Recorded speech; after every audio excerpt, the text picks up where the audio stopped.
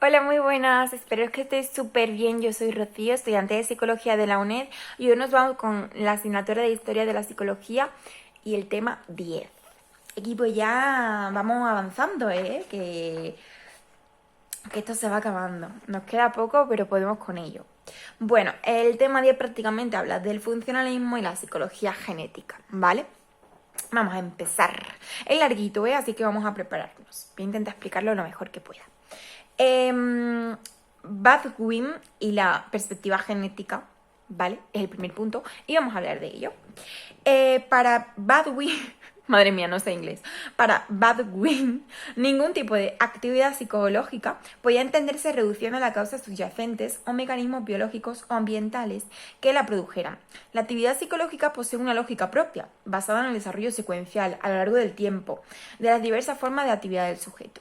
Las funciones psicológicas más complejas se construyen sobre las más simples, pero no se reducen a ellas, sino que implican transformaciones y novedades. Estas novedades son correlativas a novedades que surgen en el medio al que se está adaptando el sujeto. La lógica genética poseía para Baldwin dos sentidos. El primer sentido sería que lo psicológico tiene un funcionamiento específico que debe estudiarse de acuerdo con su desarrollo a lo largo del tiempo.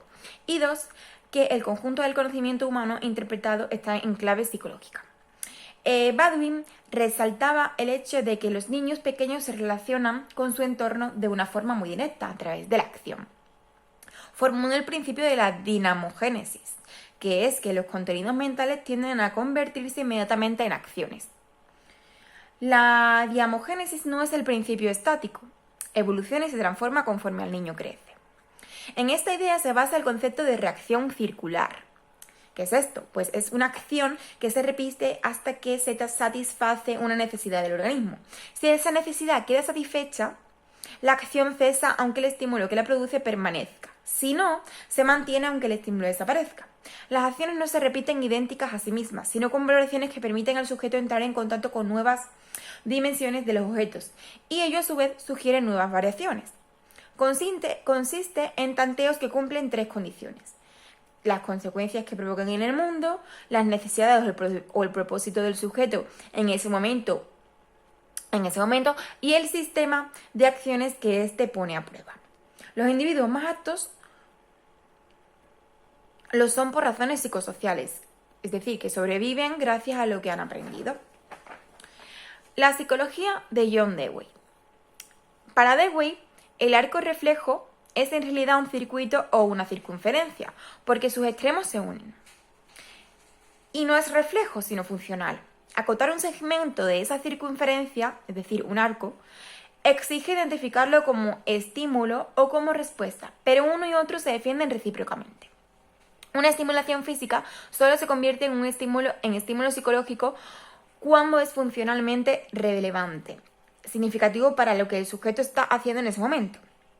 Y un momento corporal solo se convierte en una respuesta en sentido psicológico cuando incluye algún propósito, o sea, un determinado uso del estímulo, orientado a conseguir algo. Los estímulos cambian a medida que la respuesta da lugar a unos resultados, y las respuestas se transforman y amplían a medida que asimilan e identifican nuevos estímulos. Contemplaba la actividad psicológica de acuerdo con una estructura tripartita. Es decir, hay una estructura de tres partes, que decía John Dewey. 1. Que los instintos son comportamientos heredados, innatos, o las dimensiones innatas del comportamiento. 2. Que los hábitos son comportamientos aprendidos y estabilizados. Y 3. Que la inteligencia es el comportamiento consciente orientado al afrontamiento de situaciones novedosas. Bien, y ya nos adentramos en el funcionalismo y la psicología social de George H. Mead. Para Mead, el sujeto y ambiente se modifican mutuamente.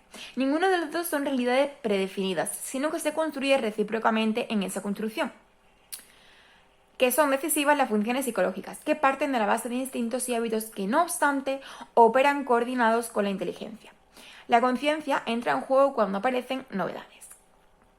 Un acto es un impulso que mantiene el proceso vital mediante la selección de ciertas clases de estímulos que necesita, de tal modo que el organismo se crea su ambiente. Los estímulos son medios, la tendencia es la cosa real.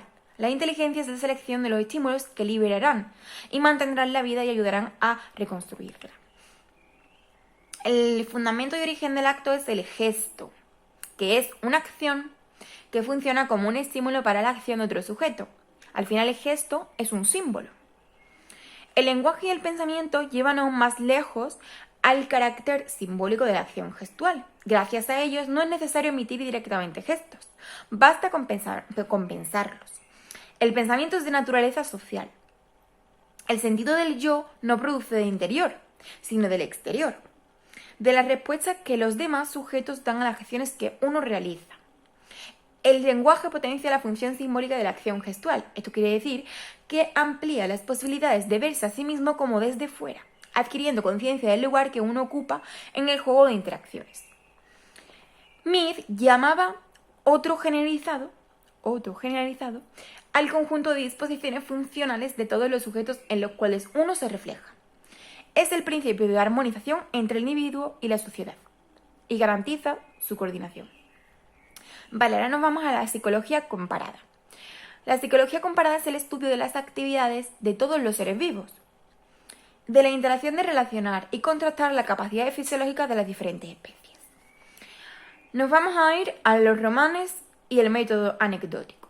Los romanes se basaban en observaciones casuales y dispersas, procedentes de la vida cotidiana y no de situaciones controladas con un cierto rigor metodológico. En ese sentido, su método era anecdótico. Afirmaba que en la medida en que la conducta de un animal se parecía a la humana, era legítimo inferir que poseía capacidades mentales complejas. Las actividades de otras especies, que el de considerarlas insertadas en el mismo proceso de evolución biológica al que nuestra propia especie se haya sometida. El canon de Morgan. Vámonos con Morgan. En ningún caso podemos interpretar una acción como resultado del ejercicio de una facultad psíquica superior, si se le puede interpretar como resultado del ejercicio de otra que se mantiene a un nivel inferior de la escala psicológica. Lo hemos dicho 1000 veces con el canon de Morgan ya hecho. La idea de ensayo-error se trata de un concepto que se refería al hecho de que la actividad psicológica consiste en una puesta a prueba y corrección de hábitos. Según la interpretación funcional, los ensayos son tanteos. Parten de un sistema de acciones en marcha y dependen de los propósitos del sujeto. Según la interpretación mecanicista, hay dos interpretaciones, la mecanicista y la funcional. La mecanicista, en cambio, el ensayo y error es un proceso ciego, donde los ensayos no son más que respuestas azarosas, que casi siempre fallan y a veces, sin embargo, tienen la suerte de acertar, en cuyo caso quedan seleccionadas por el ambiente. Vale, nos vamos a Loeb contra Jennings. ¿Qué dicen estos dos? Loeb afirmaba que todo el comportamiento animal y humano podría explicarse reduciéndolo a tropismos o movimientos automáticos y estereotipados. Y por su parte, Jennings mostraba que el comportamiento de los organismos más simples incluían procesos de ajuste contextual al entorno, o sea, el aprendizaje. En función de la estimulación encontrada en él, mostraba que un mismo principio genérico de lo que es una función psicológica, el ensayo y error o la reacción circular, se podía emplear para describir multitud de fenómenos comportamentales distintos, incluyendo los de los organismos más simples. Vámonos con Yerkes. ¿Qué decía él? Yerkes defendía la existencia de una escala filogenética de funciones psicológicas de complejidad creciente. Reconocía en los animales funciones relativamente complejas, como las que permiten asociar imágenes e ideas o realizar juicios simples. Y ya terminamos... que se me queda el pie dormido. Y ya terminamos con las derivas funcionalistas, ¿vale?